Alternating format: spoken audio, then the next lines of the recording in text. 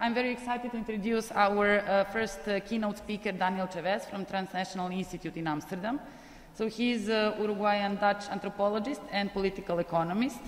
His research interests are focused on emancipatory politics and public policy. He joined the Transnational Institute, TNI, in Amsterdam, which is like a Amsterdam-based think tank, and I guess a lot of you know about that institute. In 2001, as a coordinator of the Energy Project, looking at democratic and participatory alternatives to privatization in the Global South.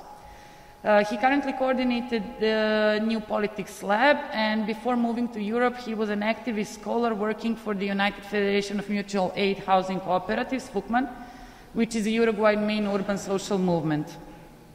He has authored and edited a number of books, including the most recent Public Water and COVID-19, Dark Clouds and Silver Linings, with Susan Spronk and David McDonald.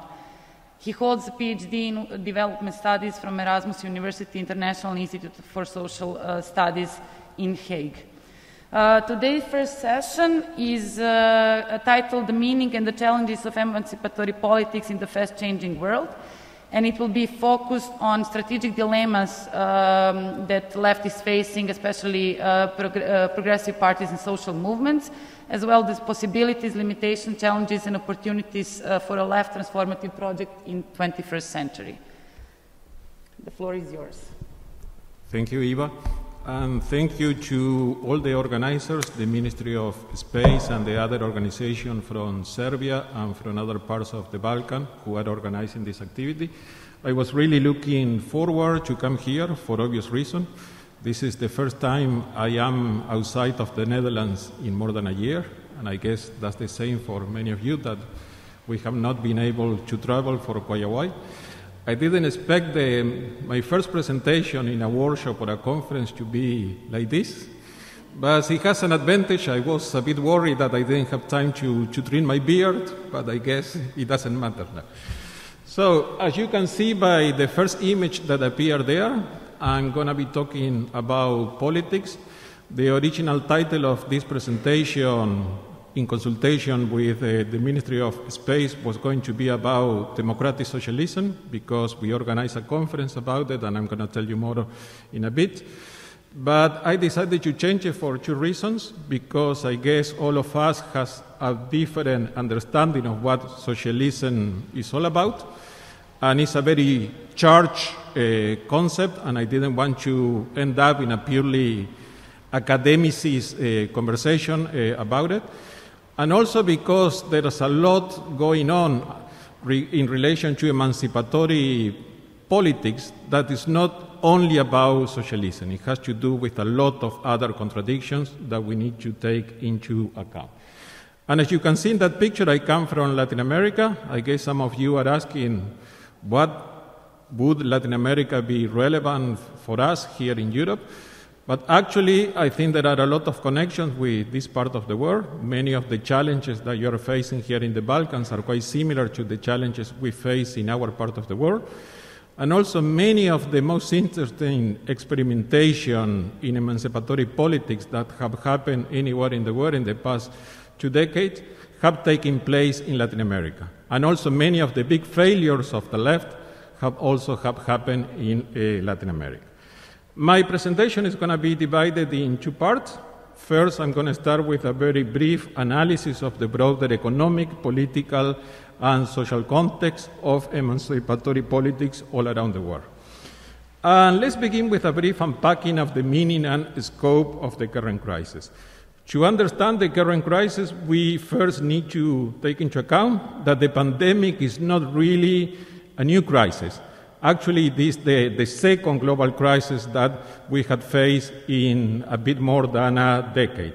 The previous crisis began in 2007, 2008, but many countries around the world never really recovered from that crisis. So we can say that this crisis is a bit like a continuation of a crisis that had begun many years ago.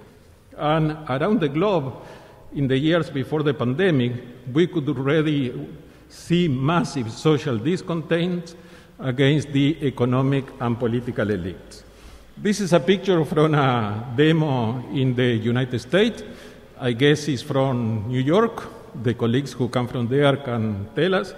but we could refer to many similar images in very different countries around the world. So a lot of people, millions of people, took to the street to protest about very similar issues.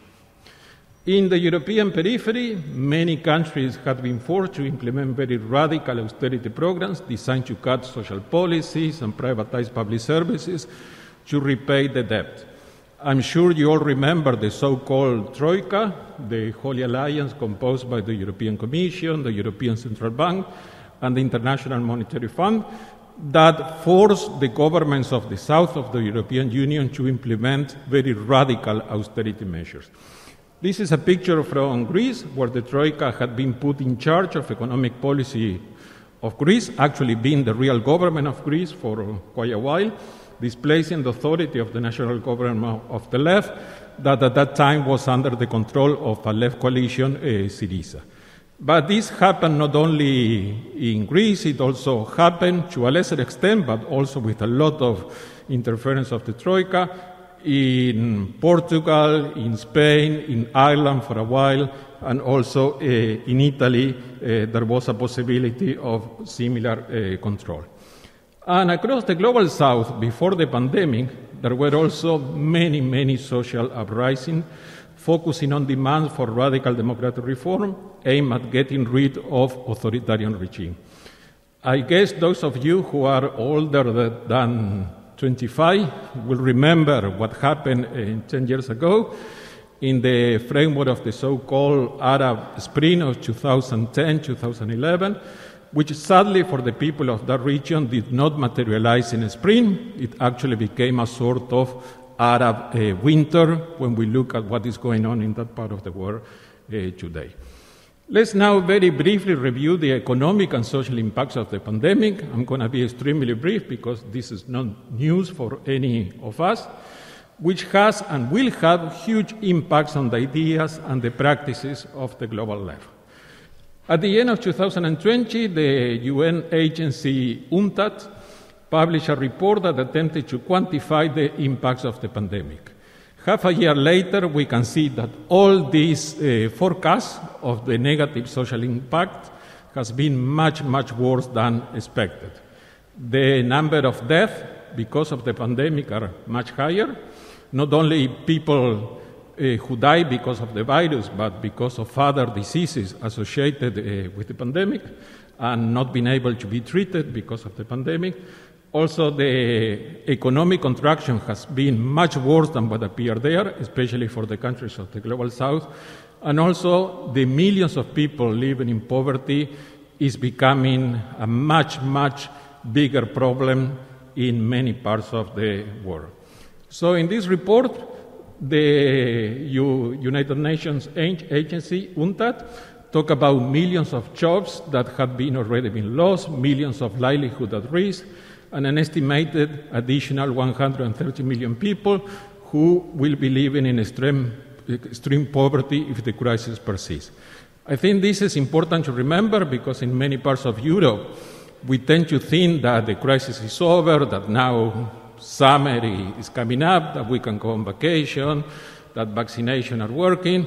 But for many countries of the world, the pandemic is still a huge social and economic disaster, and the situation will not improve in the coming months or even in the coming years. But not everybody has suffered during the pandemic. In fact, global inequality greatly increased in the past year. Here we see a few billionaires who became much more wealthy in the United States, but not only in the United States, and now some of them can enjoy space rides just for fun, while millions of people are dying. And we could see similar trends when we look at the economic elites in many countries of the world, including many countries of the South. So moving on, let's now very briefly review some current debates about the role of the state and the restructuring of the economy. When I refer to déjà vu, it's because those of us who are a bit older will remember that we had very similar discussion about how we could get rid of neoliberalism and the need to bring back the state, to rethink social policies, to rethink the meaning of publicness and so on after the global crisis of 2007 and 2008. So actually this is not a real new discussion. We have this conversation before. And around the world, we see a lot of interesting discussion today about the role of the state. I'm sure we're going to be talking more about that in the workshop about public services later today. And the difference with previous discussion is now even the mainstream media seems to share that opinion. Even the Financial Times has published editorial where they say that we need to recognize the significance of the state. In March of last year, the British newspaper The Guardian, which is one of the most influential English language, or not only in English, because a lot of that is picked up in other languages and translated, published a special report in which they argued that COVID-19 had brought back the state and that the economic devastation caused by the pandemic had turned decades' worth of economic orthodoxies on their head. And even the media that for many decades have defended the more radical form of the free market seems to agree with this kind of vision.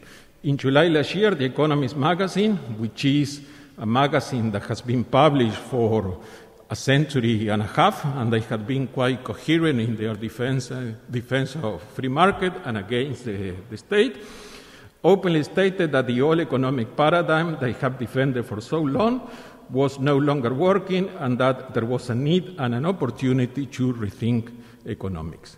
Obviously, this doesn't mean that the economy has converted itself to neo-Keynesianism or that kind of ideas, because actually whenever there is a crisis, the defenders of the free market call the door of the state to rescue capitalism from capitalism itself. And today we see some cautious optimism in some places, as vaccination is very much advanced in many countries of the north, and also a few countries of the south. For instance, I come from Uruguay. In Uruguay, 90% of the population is already vaccinated, and many people is beginning to get a third shot. But still, there's plenty of uncertainty, and most likely, even in Europe, North America, and other rich economies of the north will experience a sort of fast recovery in economic terms, but the situation would remain quite bad in most countries of the south for several months or years ahead. And my understanding is that we should not have any hope about any rapid exit from neoliberalism. In many countries, there will be a return to very harsh austerity policies, and the power and influence of financial capital and the transnational corporation, including big tech and big pharma, will become even stronger. To conclude this section, let's have a look at what is going on with politics around the world, where we can observe the rise of a bunch of nasty guys, some wonderful social and political struggles, and a few and much needed victories. First of all, when we talk about politics today, anywhere in the world, we must be aware that the left operates within a political and ideological context which is very much opposed to the ideas of emancipation, to the ideas of socialism, to the idea of social or political progress. This picture comes from a far-right demonstration in Poland, but in many countries around the world, in Europe, but also in many countries of the South, we see that the values and the proposals of the left are also under very heavy attack. So this is not the most friendly environment for the left anywhere in the world today. We can also see that global capitalism places the working classes of each country in competition with each other in the context of what economists call the race to the bottom, which means lower wages, worse working conditions, and less health and environmental regulation. This is a picture of a trade union action in South Africa. At TNI, we had been doing a lot of work with the unions there, especially in relation to just transition and the recovery of public utilities. And that's a country where unions are very much active, demanding not only decent jobs, but also a whole package of improving working conditions of the working poor. And we see very similar struggles in many countries of the South. And in many countries around the world, especially in the most industrialized economies, including China, the strength, militancy, and consciousness of what we used to call the proletariat is also in decline. So the whole understanding of what working class means today should be discussed, because we cannot put always in the same category to a unionized worker in a social democratic country in Europe with another person in the same country who has to work for Uber or that kind of platform capitalism with any kind of labor or social protection. And these changes that we see in the economy and in the way the working classes organizes means lower levels of labor organization. There is very little unionism among this type of workers, high levels of repression, and when there are unions, they are very much bureaucratized or they are controlled by capital. So I hope we can have a better discussion about the meaning of the working class and the precariat, because this has a lot of implication for the future of the left. But let's take a brief look at the nasty guy I was referring to some minutes ago. I had mentioned Poland.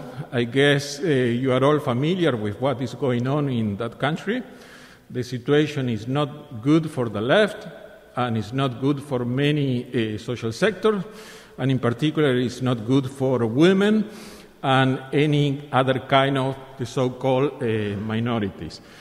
And that's because of the program and the policies implemented by the Law and Justice Party in that country. But Poland is not the only country where the far right has been rising and had reached government. I'm sure you are all familiar with your neighbor, Viktor Orban in Hungary, or Donald Trump in the US. And I guess you have read about Jair Bolsonaro in Brazil. He's our own nasty guy. I would say much worse than Orban, Trump, and the other guys I mentioned before. For instance, now in Brazil there is a lot of concern because it's not for sure that there are going to be elections next year. If there are elections, most likely Lula da Silva, the leader of the Workers' Party, will win. But now Jair Bolsonaro is using the excuse of secret ballots, following the same script that Donald Trump used to challenge the result of the elections in the US, to say, yeah, maybe we need to postpone the election because there are no possibility of having a free election if we don't get rid of electronic ballots. So as an excuse to remain in power. And I'm sure you heard about Rodrigo Duterte in Philippines or Narendra Modi in India. I'm not saying that all these characters that I had mentioned belong to the same category. In fact, when we look at the programs and the concrete policies and the targets of hate that they have, they are quite different. But still, they are a big threat, not only for the left, but any other kind of progressive social organization that is trying to change the status quo. On the other hand, we can see the rise of counter-hegemony politics all around the world, with a wide range of new struggles and movements expanding in very different places. I'm sure you are familiar with what has going on in the US, even during the pandemics, with the rise of the Black Lives Matter kind of social struggles. But this is something that is not only happening in the US.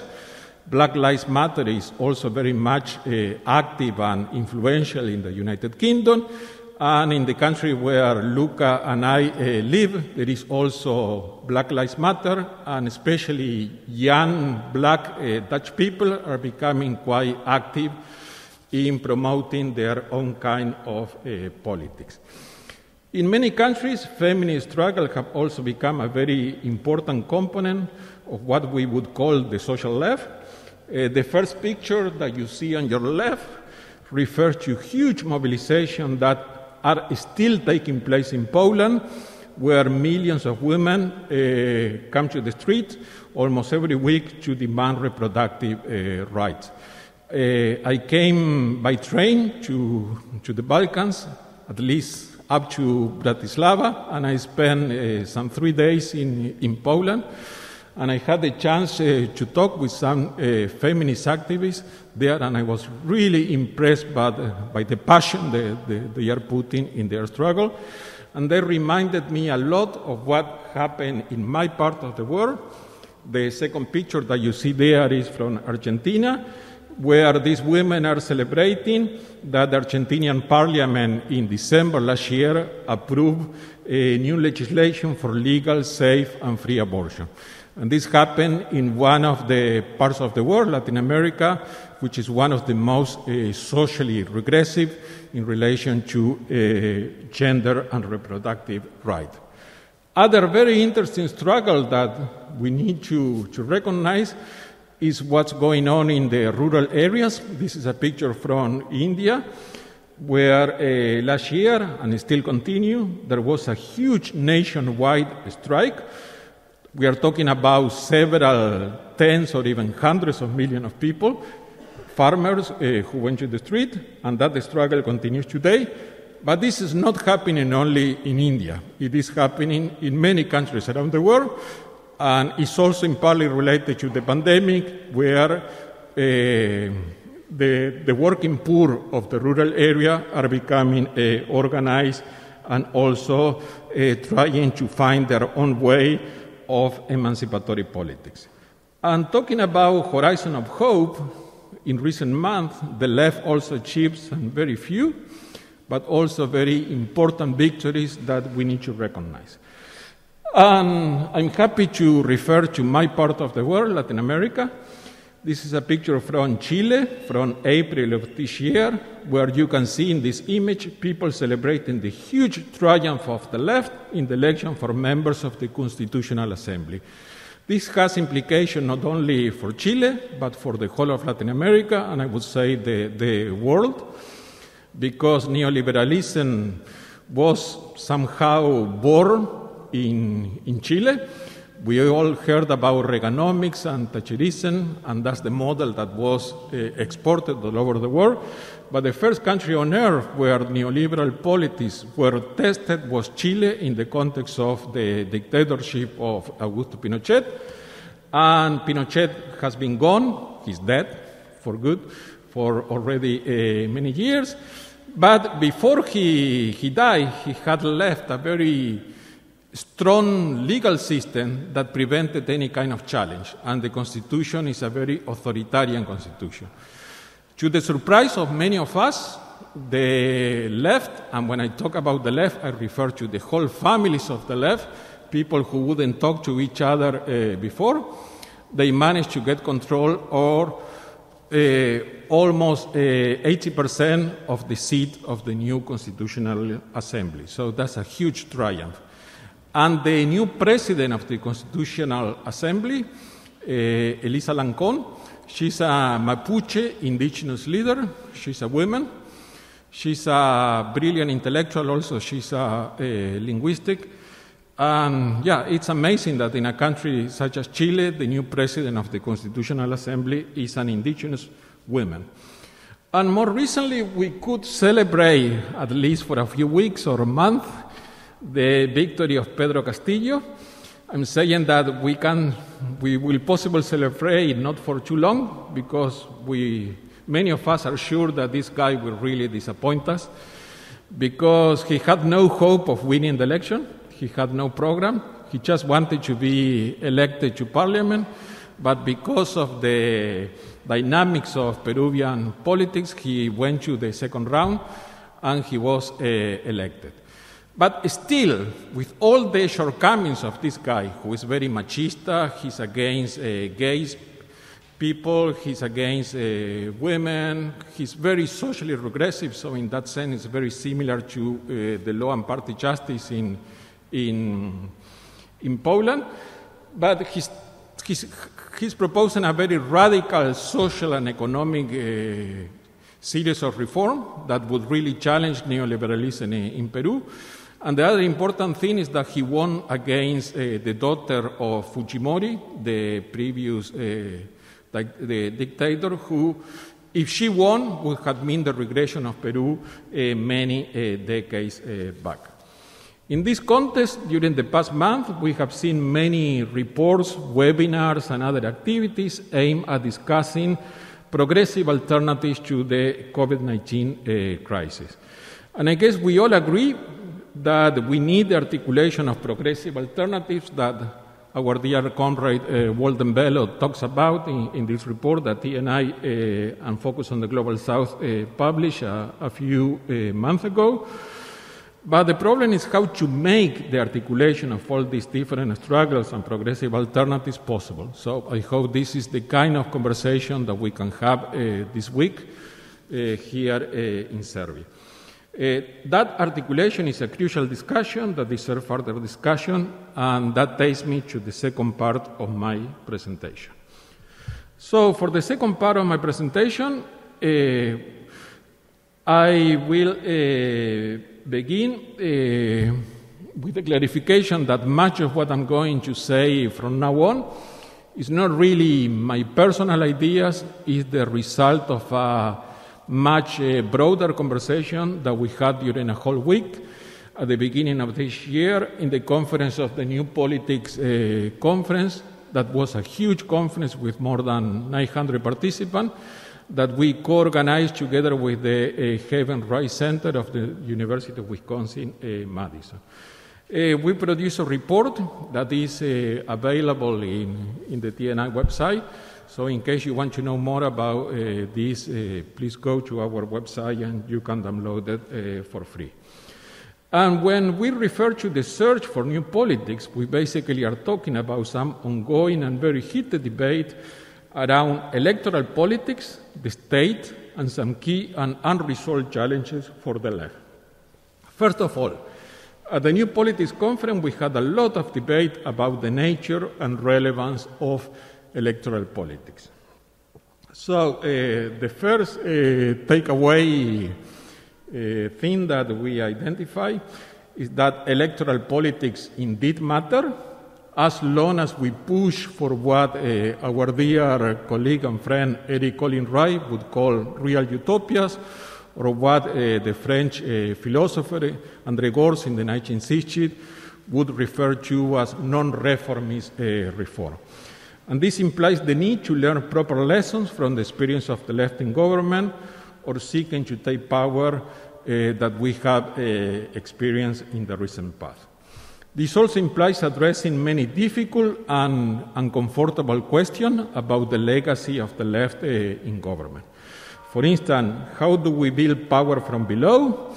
The left has won many elections, especially in Latin America, but to a large extent has not been able to use parliamentary power to push through structural or non-reformist reform, the kind I was referring to before, as we saw during the PT government in Brazil and in other countries. When Lula da Silva won, I guess you all recognize him, he's the guy with the beard, and then when Dilma Rousseff, also a leader of the Workers' Party, came to government after Lula, we were quite hopeful because we were saying, yeah, maybe this guy needs some time to change Brazil. It's a very complex economic, social, and political system. But that never happened. And after Lula came Bolsonaro, and much of the explanation that we could find about the rise of Bolsonaro has to do with the shortcomings of the PT as a left government in Brazil. But this happened not only in Brazil, it didn't happen only in Latin America. I guess even though you cannot see his face, in this part of the world you can all recognize this man. He's Alexis Tsipras, he was the president of Greece, he was the leader of Syriza. And that's another failure that we need to take into account, because it was not only a failure of the Greek left, it was a failure of the whole European left, and I would say it was a failure of the whole global left. So we can find a lot of explanation about why Syriza didn't go as we all had hoped. We can blame the Germans, we can blame the European Commissions, and so on, but that's not enough. So we need to start having a much serious conversation about how the European left was not able to support the Greek government when they most needed it. And we also need to learn from some experiences that are going on today. For instance, we need to learn about what happened in the Labour Party of the United Kingdom, where we were all very hopeful with the rise of Jeremy Corbyn as the leader of the Labour Party. After many decades, Labour had become again a socialist kind of party, much more radical than the other parties of the left in Western Europe.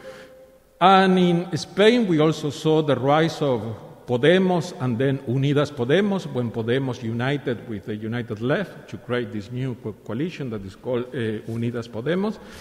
And they entered into government with the Socialist Party, and we're all very hopeful. The problem is that today, Jeremy Corbyn is out of politics. He has even, he wasn't expelled from the party, but I don't know how to say it in English. Now in the British Parliament, he's no longer a Labour parliamentarian. So in practice, he doesn't belong to the party anymore, and now Labour is back in the hands of a right-winger. And Pablo Iglesias, who was the leader of Unidas Podemos and the vice president of Spain, is out of politics. He lost the election for the governorship of Madrid, the capital of Spain, 3 months ago, and after that he decided to go out of politics. So I think we need to have a much more serious conversation about what happened with Corbynism in the UK and what happened with Unidas Podemos in Spain.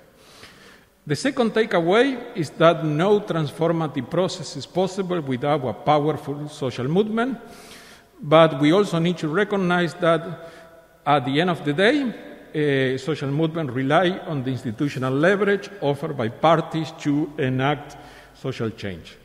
And this takes us to the idea of the so-called movement party. For instance, Unidas Podemos in Spain tried to be this kind of movement party. They didn't recognize themselves as a party. They recognized themselves as more as a social movement. But the idea came from Latin America, where there was this kind of experimentation.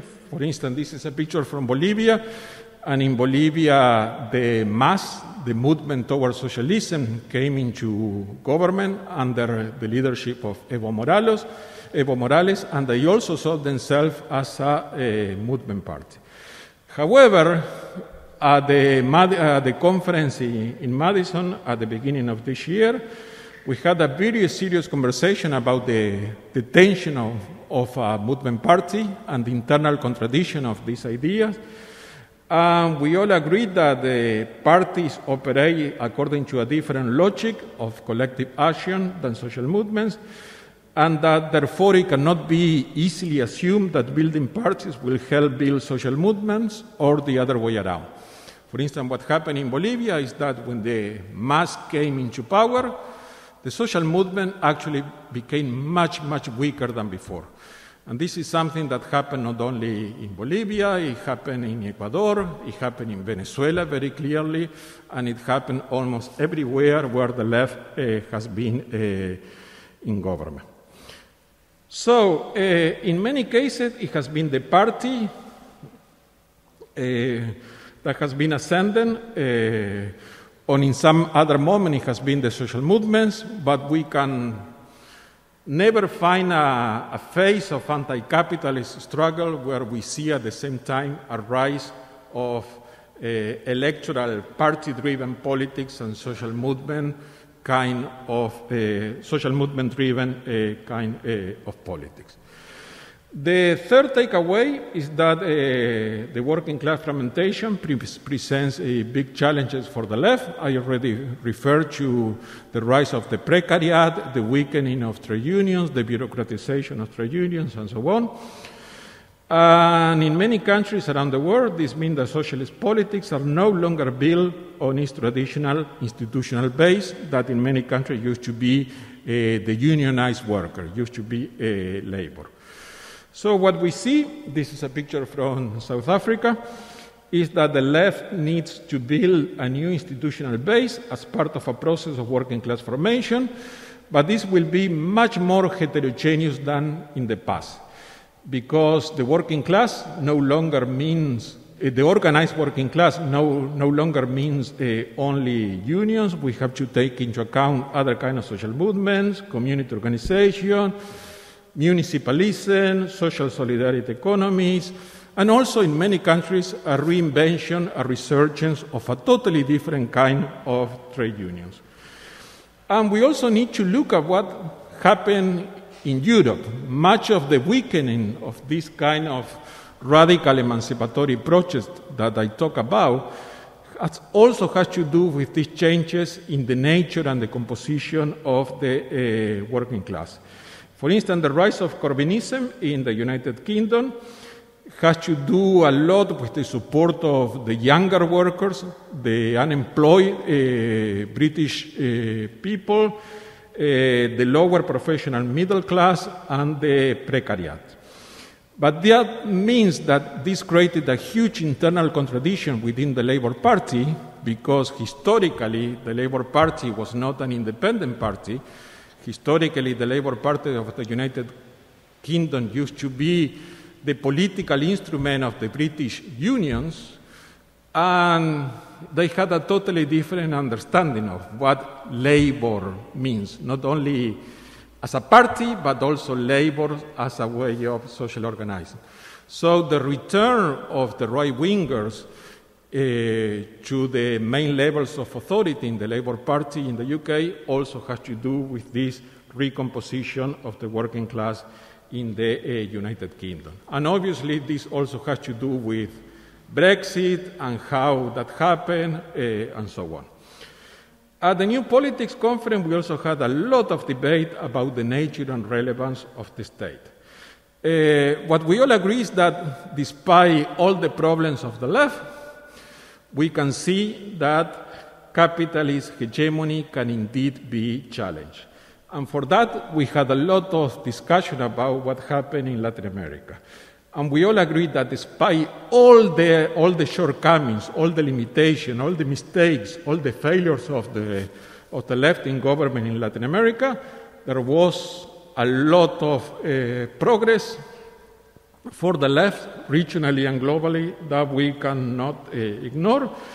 And the Latin American left, the so-called pink tide, showed that it was indeed possible to challenge capitalist hegemony, at least for a while.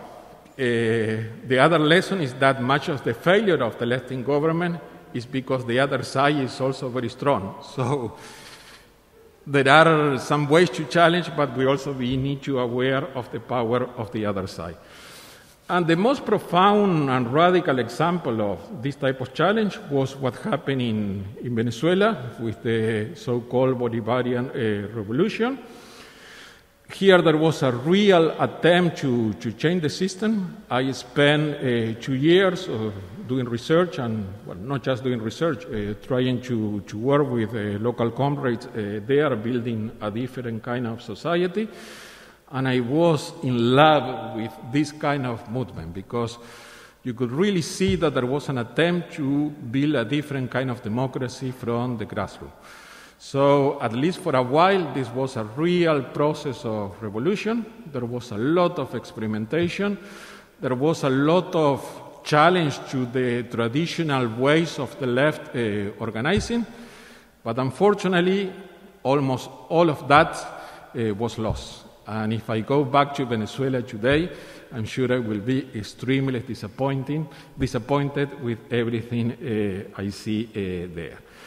And this has a lot to do with the incapacity of the left, not only in Venezuela, but in many other countries in Latin America where it came into government, to challenge the economic system, the development strategy that is at the root of many of these countries. For instance, we cannot ignore that the Venezuelan economy is almost 100% dependent on one single commodity, on oil.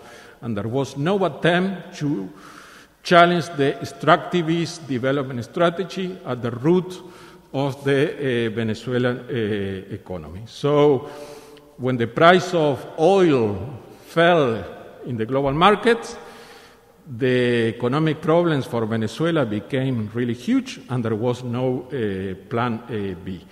The other lesson that we can take from Venezuela is that the social movement was not strong enough at the base to build a powerful alternative to the state, and much of that initial energy and all the beauty of self-organizing that I referred to was absorbed into a ruling party that is comparable to the worst of the kind of all Stalinist kind of party that you had in Eastern Europe. The fifth takeaway, and I'm getting quite close to finish, is that the state is the vehicle for capitalist hegemony in political and civil society, but it is also an instrument that the left can use for transformation.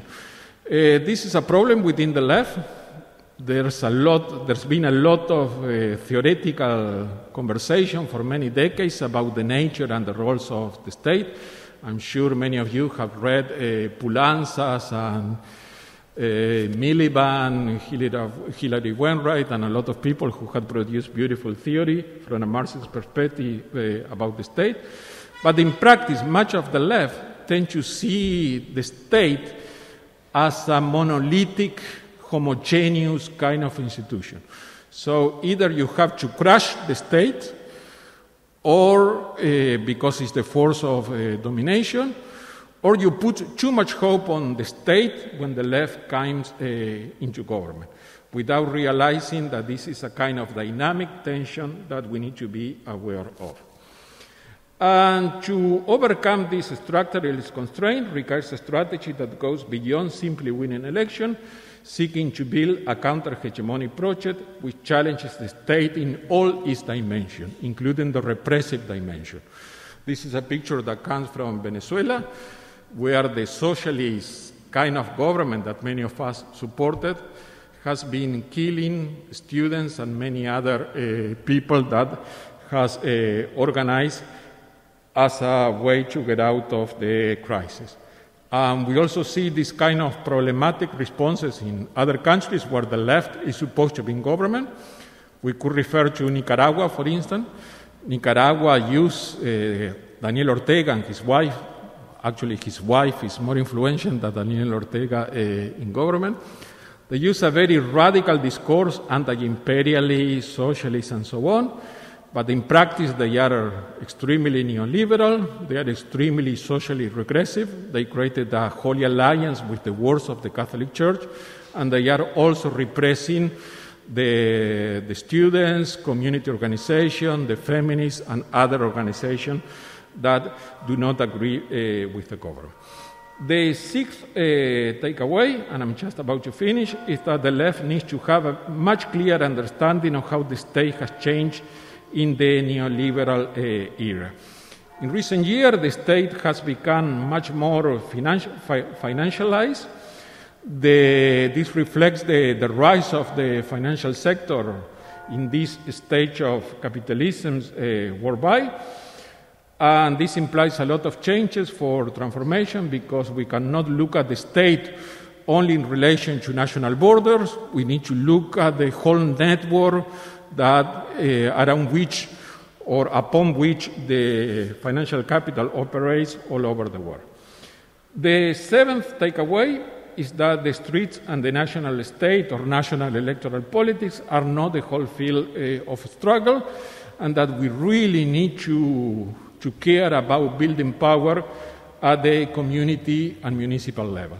And I hope we can have a much more deeper discussion this week about this topic, because those of us who come from Latin America learn that this is a crucial struggle, this is a crucial dimension for change, and that we didn't take the proper lessons from what we did in municipal government before coming into national government in many places in Latin America.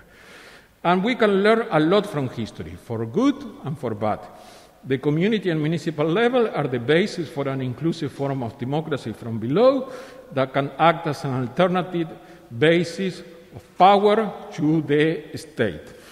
And there have been a lot of beautiful experiences.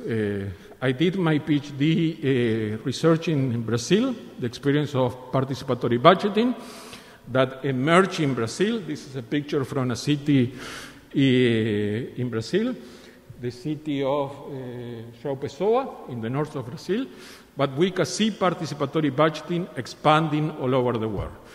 Unfortunately, today, participatory budgeting is no longer an emancipatory strategy because it has been co-opted by the World Bank and a lot of mainstream organizations, and today we see that many right-wing governments are also saying that they are doing participatory budgeting. So it has become some kind of managerial technique to allow some kind of token participation where some people can decide about a bit of money to invest at the neighborhood level, while much of the real decision-making about urban renewal and so on is not open to participation.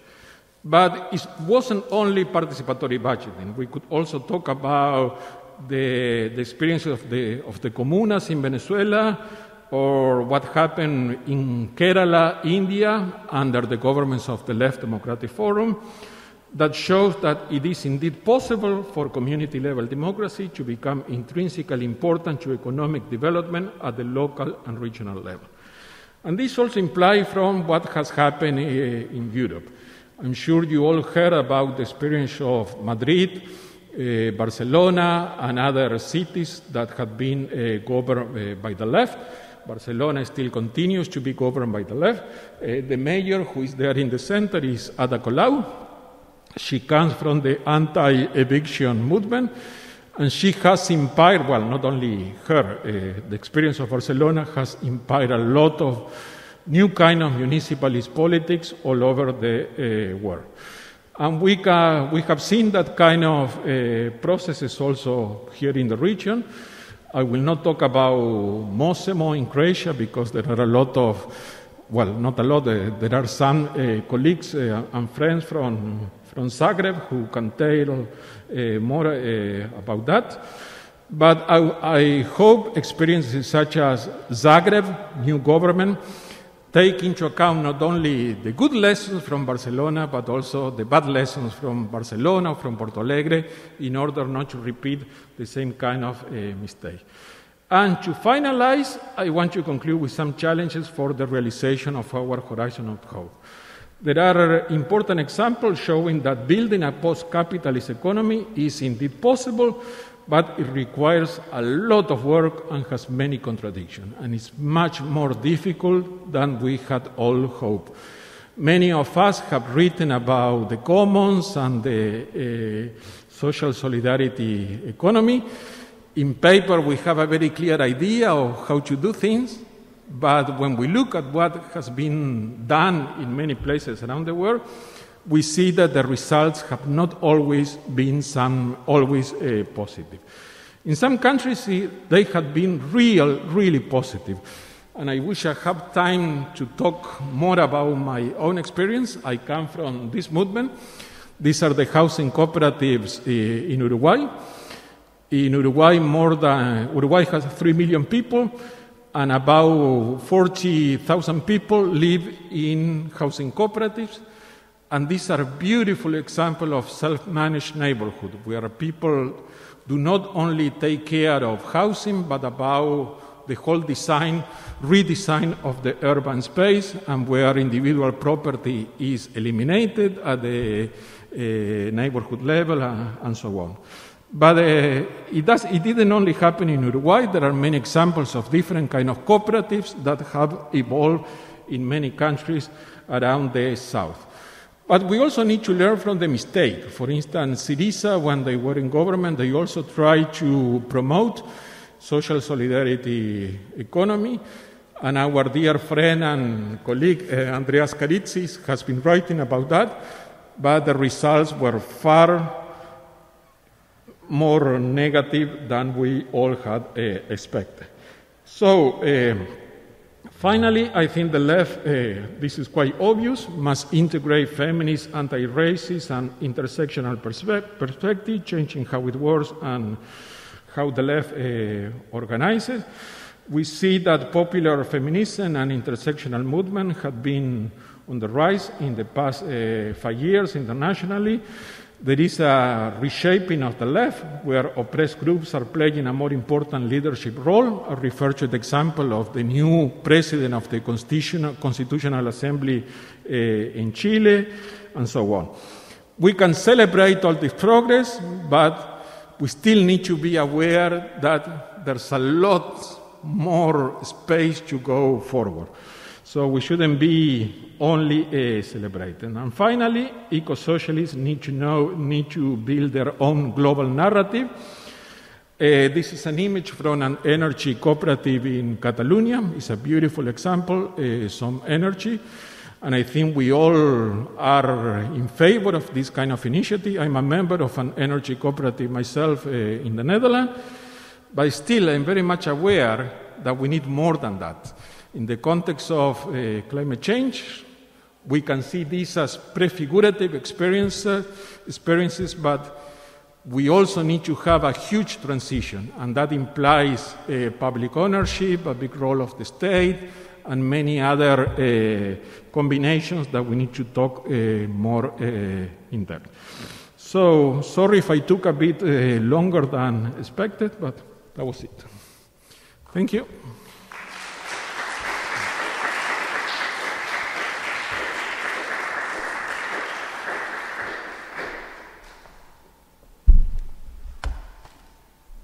Muchas gracias, Daniel.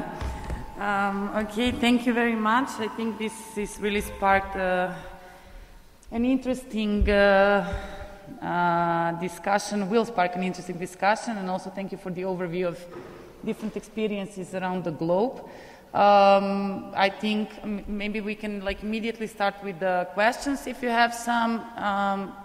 If not, I would actually have a few questions for you. You were mentioning a bit about, and it was also really an important takeaway from the New Politics Conference about intersectionality in Latin America. So if you could just comment a bit more on experiences of intersectionality, the feminist movements, cooperatives, what were the best practices, and also this connection between the movements and progressive political parties.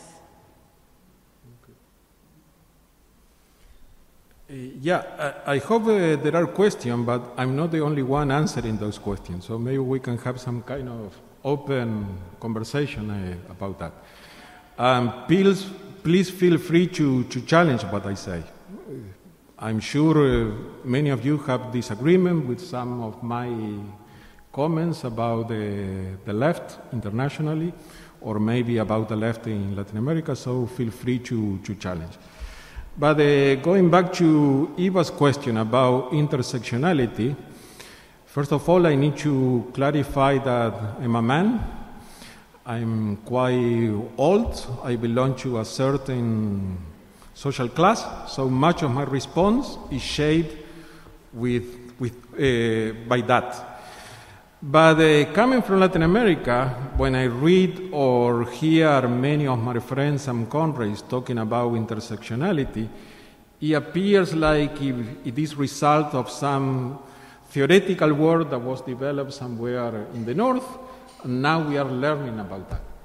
Actually, when we look at the history of feminist struggles in many parts of the world, we realize that popular feminism that was intrinsically connected, but every kind of struggle was there very much alive before many theories in Europe or in North America would begin to write about or even propose the concept of intersectionality.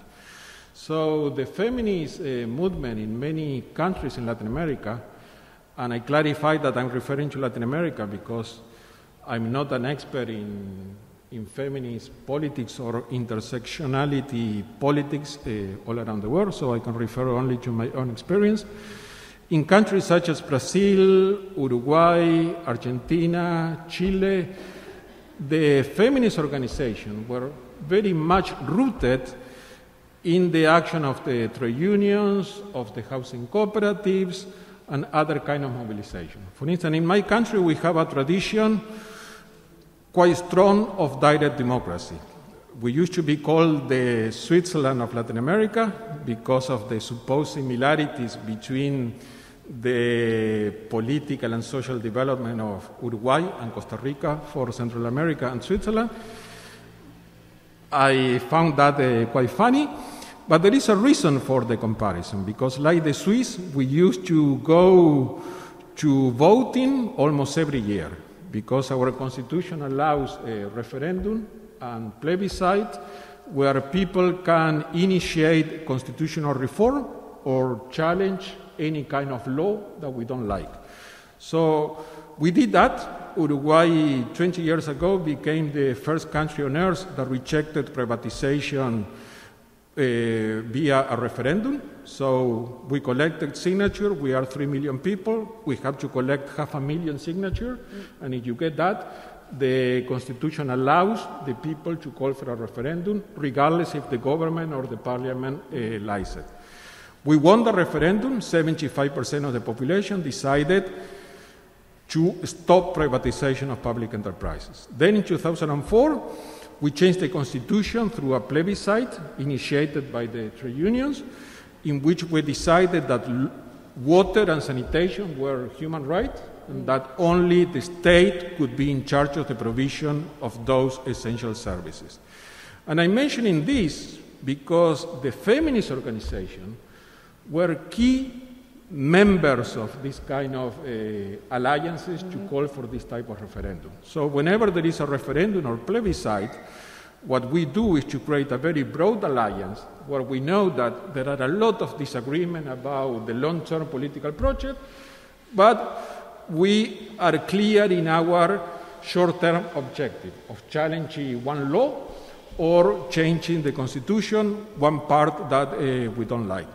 So this is happening again in the context of the pandemic. The government last year decided to pass in Parliament what I call the law of urgent consideration, if I'm translating okay from Spanish.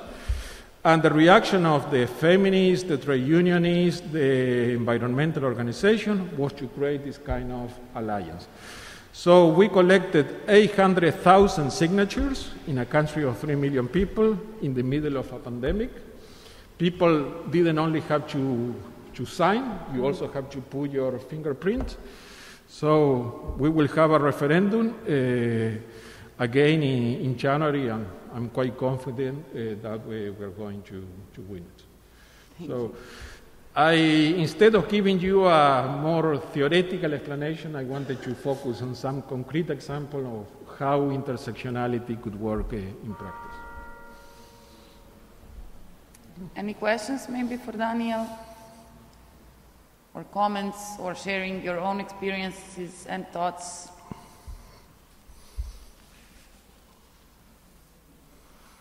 Jovic.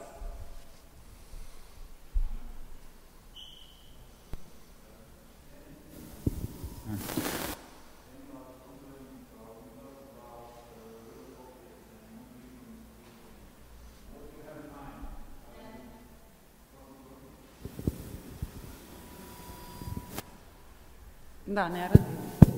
Sad radi.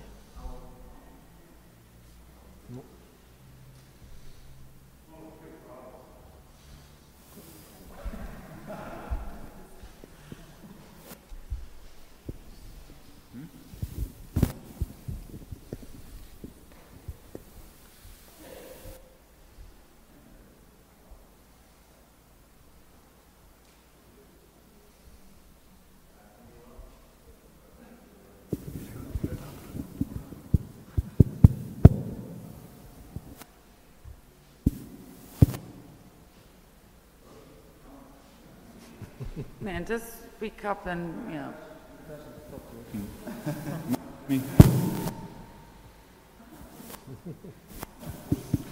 Ili oni će doći pa probaju ovo.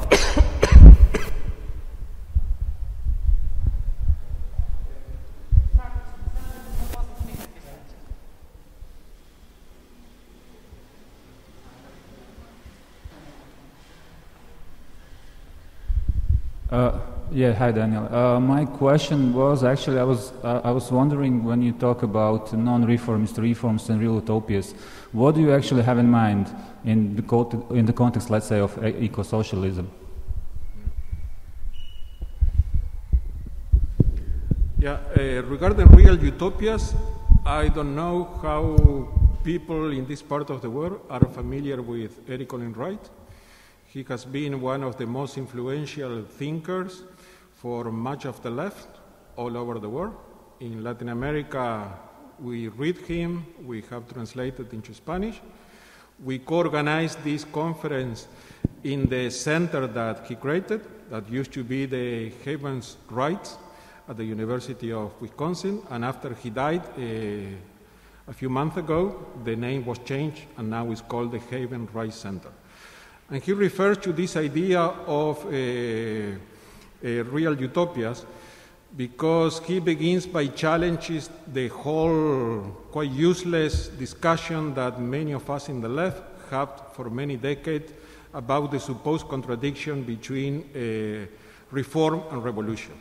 So I don't know what is the situation in Serbia or in the Balkans, but there's a lot of division within the left just because of labels, because some parts of the left refer to other parts of the left as reformists, and that stops any kind of conversation. So Eric Olin Wright produced a series of books where he challenged this division between reform and revolution. And he argues that there are actually some real-world examples of processes that are quite revolutionary, even though they may look reformist. So, for instance, one of the processes that he referred to was participatory budgeting in Brazil. When participatory budgeting began, and that's the reason why I went to do research in Porto Alegre for my PhD, was a quite radical different way of understanding local government or understanding governments more in general. Because it would imply that no longer the mayor or the city council would decide how to invest the resources of the municipality, but to let the people, especially the working class people, the poor neighborhood of the city, to decide how to spend the municipal budget. And I'm sure before the PT came into government, there were many other people in the left who had similar ideas. The innovation of the PT in government was that they created a whole system that it worked in practice. And many of us, our common friend Giovanni Allegretti and some other, had produced a lot of books explaining how the system works. But in practice, for more than a decade, people became in charge of the municipal budget, not a politician. This didn't mean displacing the pre-existing institutional system, because the city council was still there, but it had a different role. Decision-making was really transferred to the citizens. The other idea that I mentioned was non-reformist reform. This was a proposal that came up in the 1960s. André Gorz, the French philosopher, was one of those who first wrote about and argued about it. But many people in different parts of the world had very similar ideas. Actually, in Mexico, Armando Bartra and other thinkers had been writing about very similar ideas, and even using very similar terms. In Spanish, reformas no reformista, which translated into English is exactly the same. And what they were referring was some kind of reforms that apparently would be just limited in scale and scope, but if they are interconnected with other kind of reform, they can become truly revolutionary. And this is something that the left have tried to do in different parts of the world. I can talk about my country, where the left was in power for 10 years. Uruguay had a quite advanced health system, where people relied on public hospital, but it still was very much a polarized health system, because the public health system was open to everybody, what was underfinanced, and people who had money could go to private hospital. So when the left came into government, they say, no, this can no longer happen. So the Minister of Health, who was a radical socialist, decided to create a national health system that was very much inspired in the British national health system. And it worked. So the minister referred to this system a proto-socialist reform. So it was not nationalizing the health system, but it was created a national health system that eliminated this difference between good quality health coverage for people who has money and bad health coverage for people who didn't have money. So this is the kind of examples I can refer to. But I really recommend to read Eric Colin Wright. Most of his work are available for free download on the web. He wrote his latest book before he died was How to be an anti-capitalist in the 21st century. So, yeah, I really recommend that book. Any other questions, maybe? Simon? No, I think it works. It doesn't work. Okay.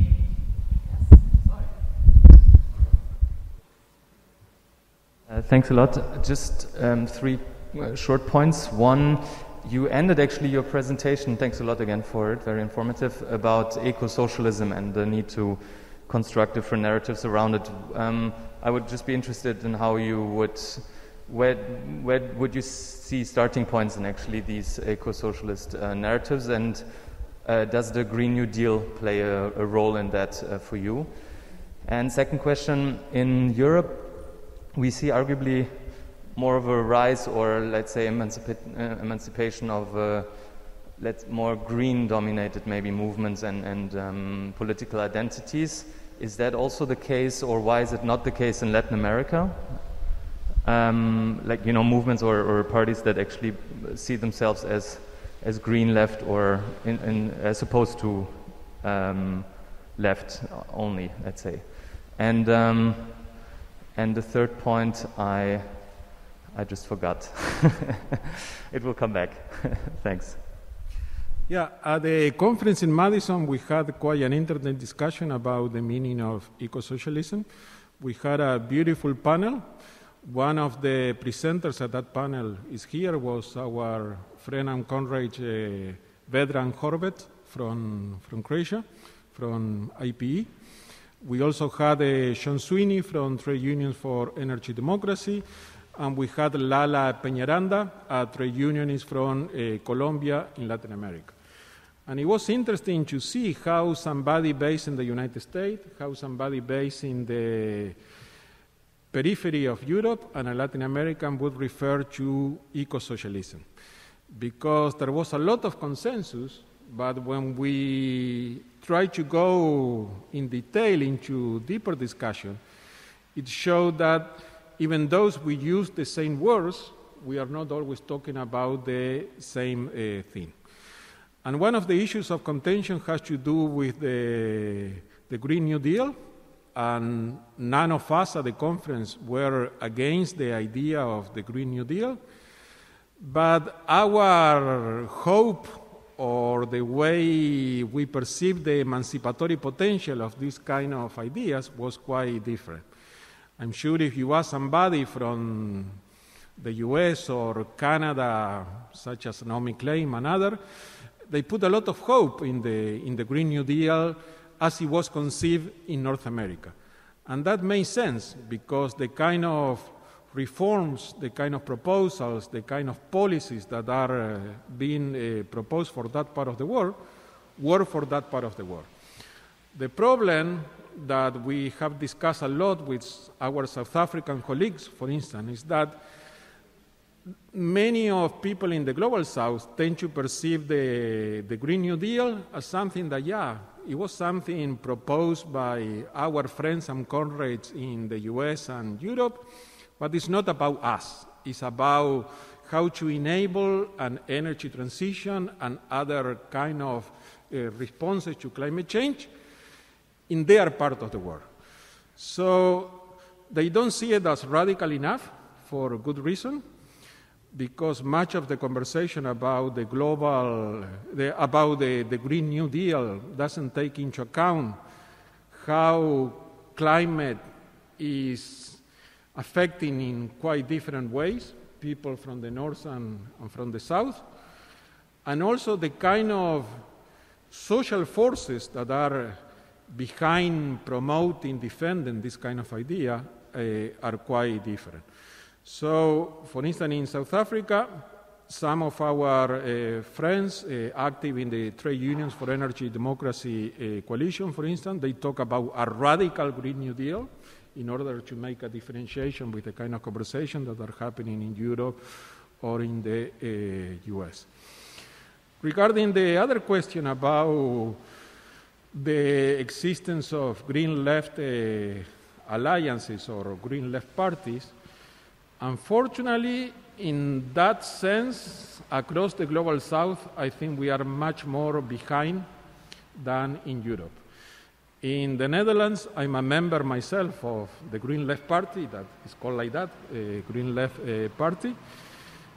In Uruguay, I'm a member of the Frente Amplio, the Broad Front, but the Broad Front is more a coalition than a party. And my group within the Broad Front, which is called, has something green in the name, is a quite tiny part of the Broad Front. And this has to do with the fact that I was mentioning in my presentation that the left, especially when it was in government, didn't really challenge the development strategy. Much of the left became even more extractivist than the right when they came into government.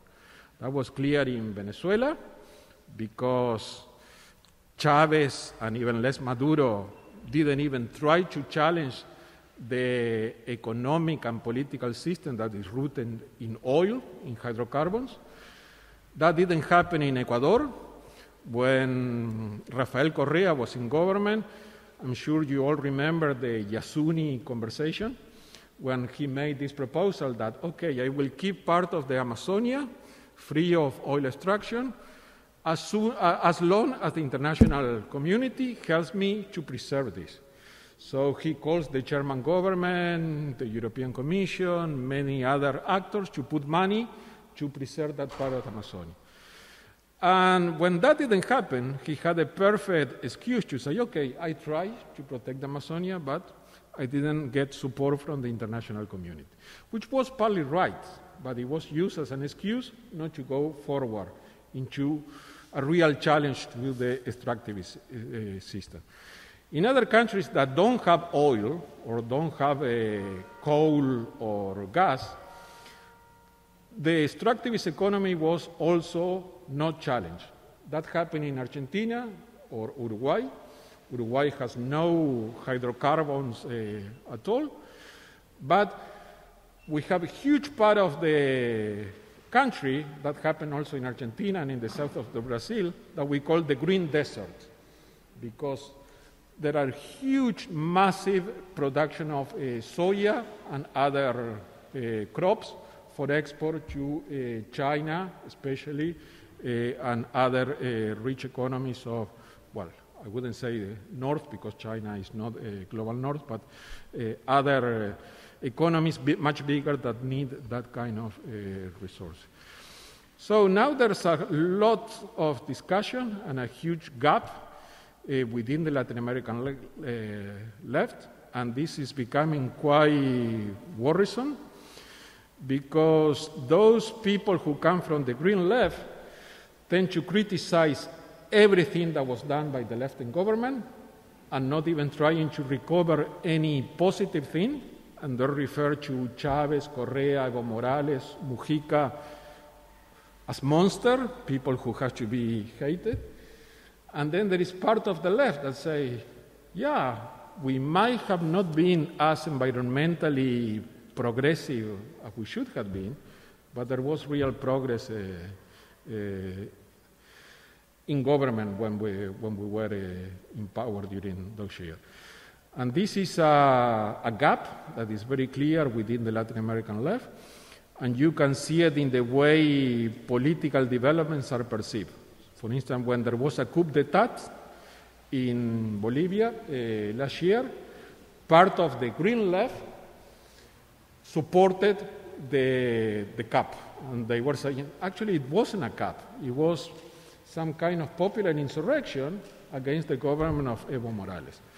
That also happened in Ecuador, because the left have the possibility of getting into government by creating a very broad alliance for the second round. But the leader of the Green left was the leader of the indigenous movement, and he decided not to support the candidate proposed by Correa's side, and in fact that gave the triumph to the right. And now Ecuador has probably for many years a very nasty right-wing government. Thank you. Yes, we have here one question, but no.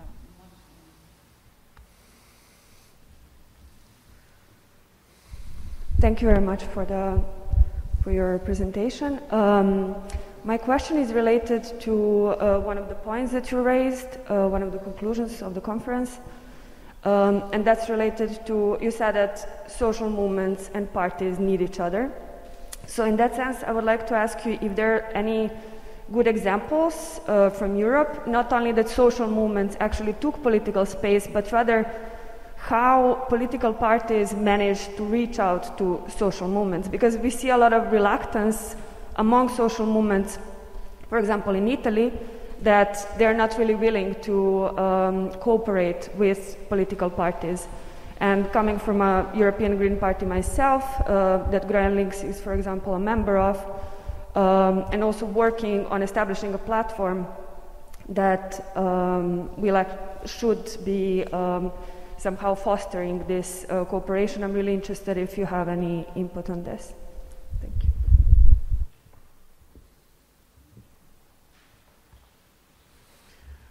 Yeah, during my presentation I mentioned the concept of a movement party, and I clarified that in Latin America there were very strong attempts to build this kind of movement party, and I was referring to the example of Bolivia, the MAS, Movement Towards Socialism, that was supposed to be a mix between a left party and a broad-based, mainly indigenous social movement.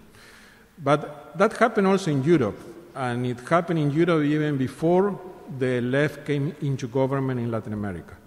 And there were also attempts to build this kind of movement party or party movements. And one colleague of us at TNI, Hilary Wainwright, has been written about that. She wrote this beautiful book, Reclaim the State, where she referred to Latin American and European experiences of trying to build this kind of processes. And there she referred to the example of the Workers' Party in Brazil, that originally was conceived also as a movement party. Lula da Silva wasn't a traditional politician. He was the leader of the metal workers trade union. He didn't go to university, so he was not the usual kind of politician.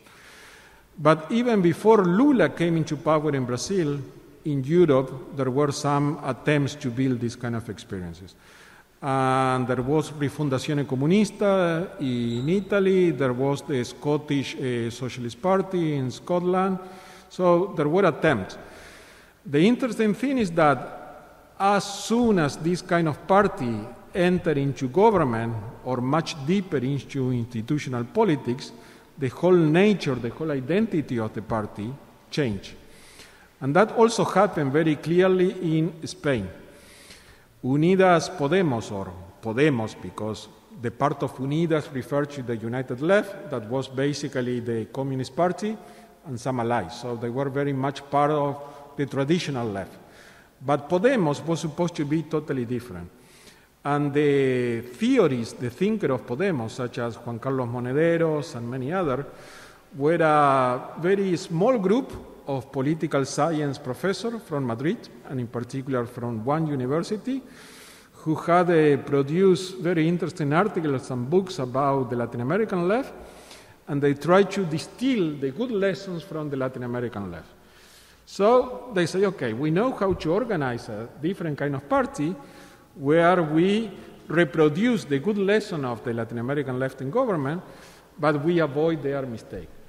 So they also combined that with a whole new wave of social organization that was happening in Spain. Remember the Indignados, and the rise of Podemos in Spain is a lot related to the Indignados. That was the kind of Occupy movement of Spain and Europe more generally. There was also the Green Wave, the Blue Wave, the kind of people organizing against austerity measures. So they decided to create this kind of party that was not supposed to be hierarchical, authoritarian, based on a central committee. Everybody could decide, there were no leaders. And that all was beautiful in practice. But when they have to enter into government, Pablo Iglesias became the leader.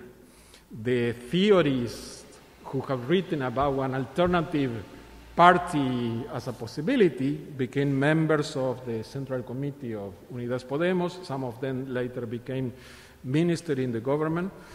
So it's like the institutional machine coopted the original idea of the party. So that's why I was saying that it would be interesting to talk with our friends and comrades in Croatia to see if they are learning from this kind of example, because somebody has to systematize this experience. And I'm not saying that just because of learning from these experiences, you will avoid to reproduce them, but at least you have some kind of roadmap where you know where are the obstacles and trying to go around them. Well, now that you mentioned, I mean, maybe we can wait a bit, our Croatian friends and their experiences, since they just started a few months ago. But maybe you can just make a short observation about the situation in Spain on the local level, because now, I mean, it's the second mandate of Ada Colau, so there are some learnings from what she was doing, and also this connection between the movement and the party. And also, Aura Madrid and Manuela, they lost in Madrid, so this is also something that we should all take a look at.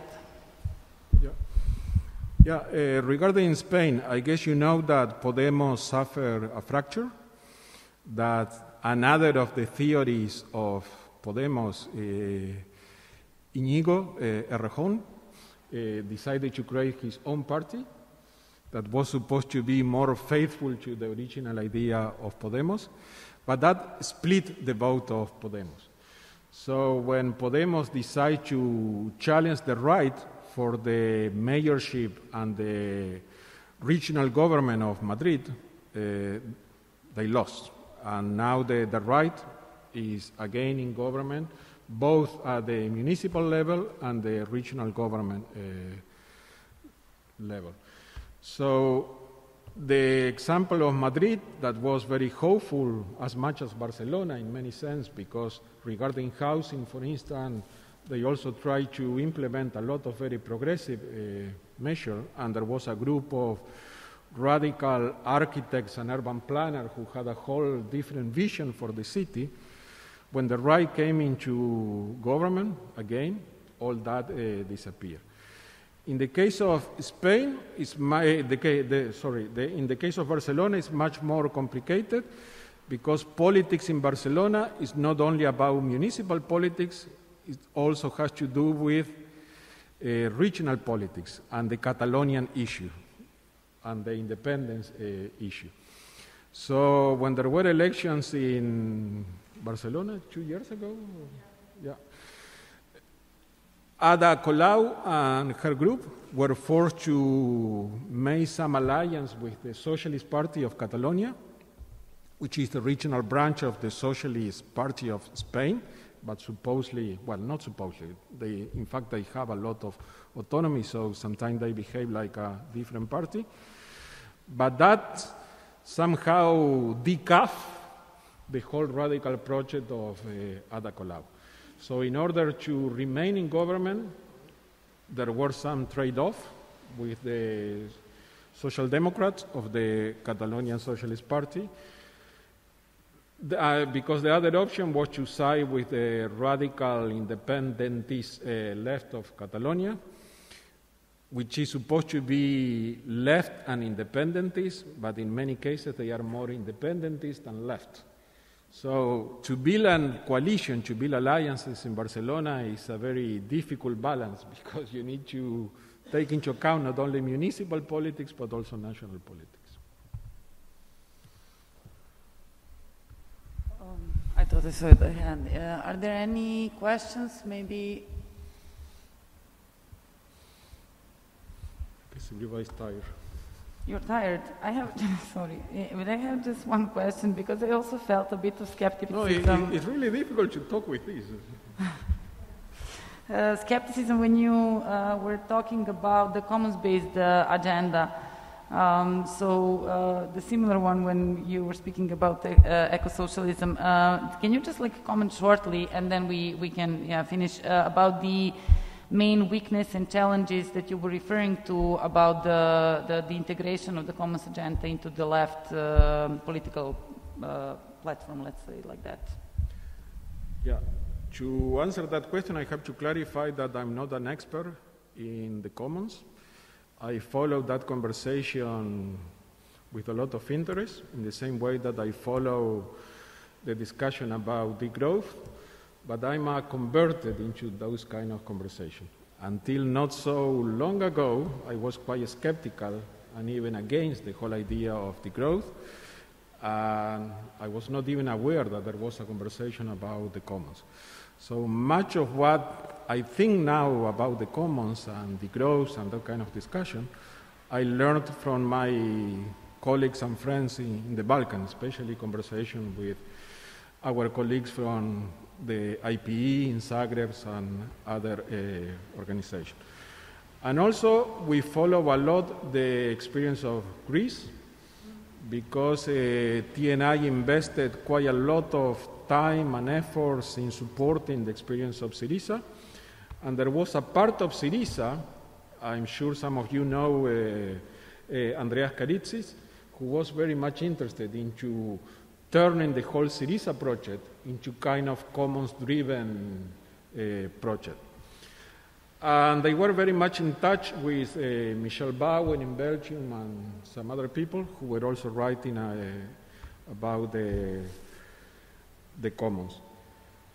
But the problem that I see about the commons and the growth, please feel free to disagree with me, because I'm sure that some of you may have a lot of different conversation, is that there's a lot of theoretical debates around that, a lot of beautiful reports written about the commons and the solidarity economy.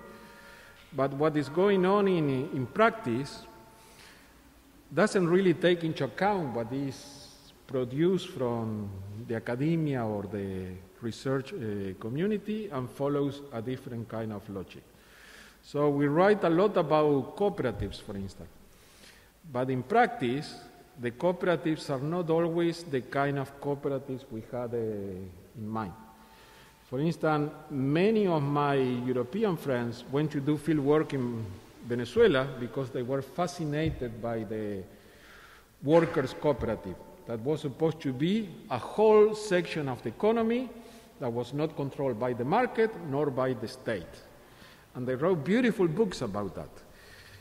But everybody who had been living in Venezuela, they knew that that was not real, that the state was very much present, and the state was the condition that enabled the existence of this kind of cooperatives.